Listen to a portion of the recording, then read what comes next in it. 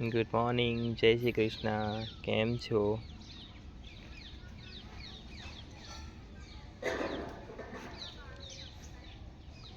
સવારના 7:30 વાગ્યા છે.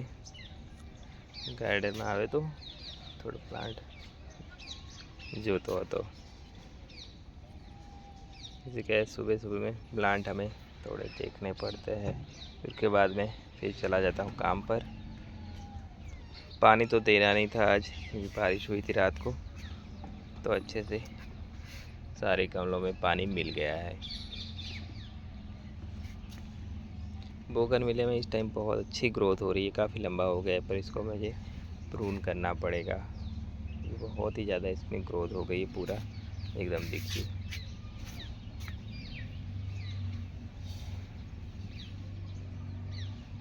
ये सब काम हमें एकदम ध्यान से और सोच के करना पड़ता है, प्रूनिंग का वो सब, क्योंकि गमले में लगा हुआ प्लांट हो तो हम प्रूनिंग कर रहे तो उसके बाद हमारे पौधे का शेप हम किस तरह देना चाहते हैं, कैसे रखना चाहते हैं, उस हिसाब से हमें प्रूनिंग करनी पड़ती है. कौन कौन सी ब्रांच कट करनी है, कौन सी नहीं करनी है, पूरा प्लांट को एकदम पूरा गमला अलग करके हमें देखना पड़ता है कि किस तरह हम शेप दें ताकि हमारा प्लांट अच्छा दिखे.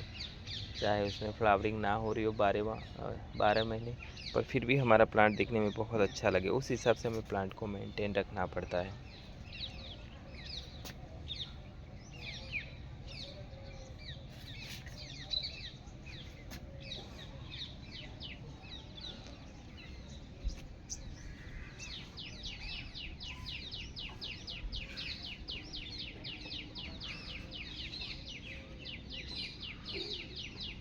ફૂલ તો ખીલે છે ઘણા બધા, પણ કોઈ તોડતું નથી હવે.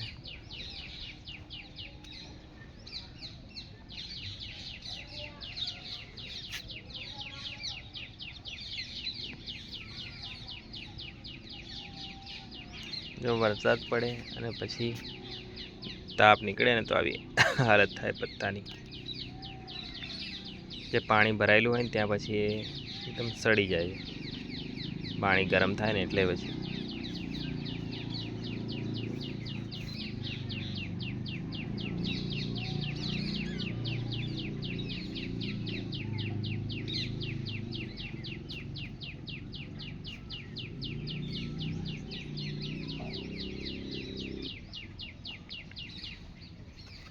ચંપામાં લગભગ 1 મહિના પહેલાં જ મેં કામ કર્યું હતું. 1 મહિના જેવું થયું હશે.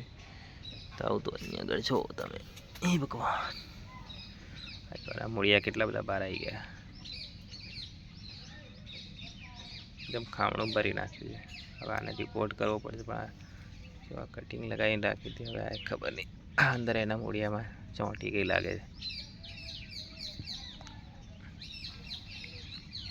આનો તો જીવ નીકળી ગયો છે, પણ કાઢી નાખવી પડશે ફાલતુ.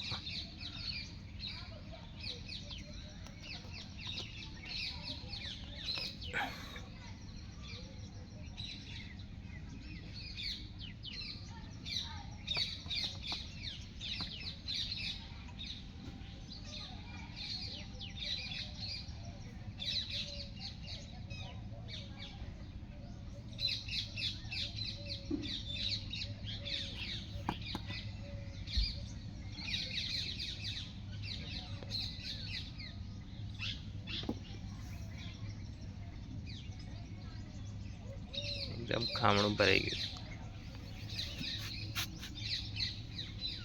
મેરીગોલ્ડ એમની કન્ડિશન હવે થોડી એ થઈ ગઈ છે. સરસ ફૂલ ખીલ્યા હતા, પણ હવે ધીરે ધીરે ઉંમર પતી રહી છે.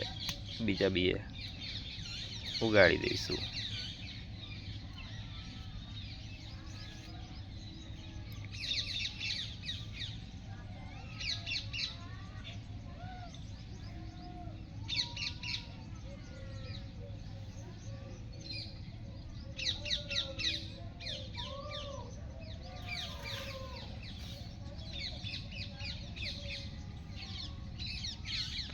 લગભગ હવે તો 4.5-5 વર્ષ જેવું થવા આવ્યું.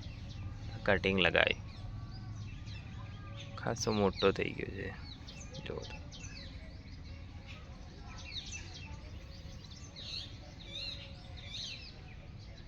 ચાલો તો પછી ફરી મળીશું. જય શ્રી કૃષ્ણ.